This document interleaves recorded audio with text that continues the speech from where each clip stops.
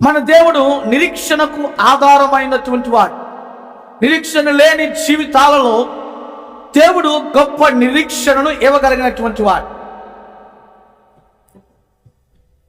ఒక నిరీక్షణ నీకు ఏ రీతిగా ఇవ్వబడతా ఉన్నది, ఎలా నీవు దానిని పొందుకుంటామంటే వాక్య భాగం సెలవిస్తా ఉన్నది. పిల్లరా, సువార్తను వినటము ద్వారా, వాక్యమును వినటము ద్వారా నీ జీవితంలో ఒక నిరీక్షణ అనేది నీవు పొందుకుంటావు. గాస్పల్ ఆఫ్ ట్రాన్స్ఫర్మేషన్, సువార్త రూపాంతరపు అనుభవంలోనికి నేను మార్చేది. అంటే నువ్వు ఆ మాట యందు నిరీక్షణ కలిగి విశ్వాసం ఉంచిన ఎడల నీ పరిస్థితి అంతా కూడా ఏమవుతుందని మార్చబడుతూ ఉంటుంది. నీ పాత బ్రతుకు అంతా కూడా మార్చబడింది.